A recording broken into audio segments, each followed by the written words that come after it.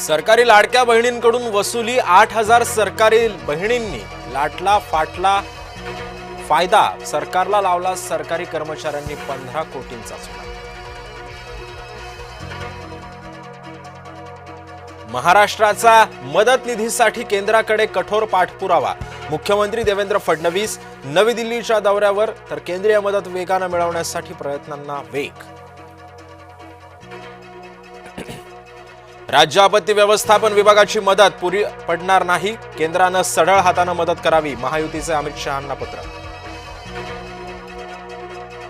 जिल्हा परिषदेमध्ये नव्यानंच आरक्षण, सर्वोच्च न्यायालयानं दिला निकाल, जुन्या पद्धतीचं आरक्षण ठेवण्याची याचिका कोर्टानं फेटाळली।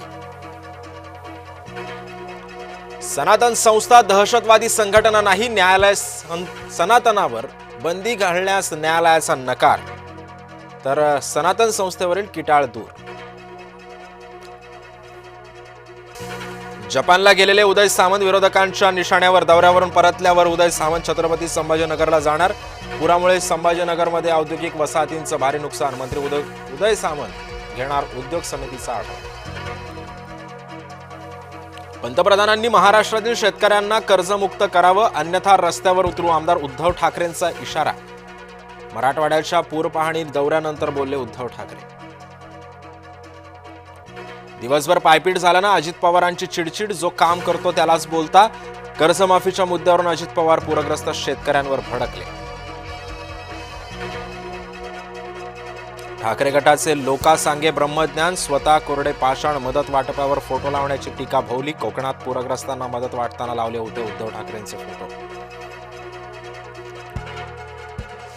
शिवसेनेनं समोर आणला ठाकरेंचा दुटप्पीपणा, या मदत पाकिटावर कुणाचे फोटो लावलेत, शिवसेनेचा ठाकरे गटाला सवाल।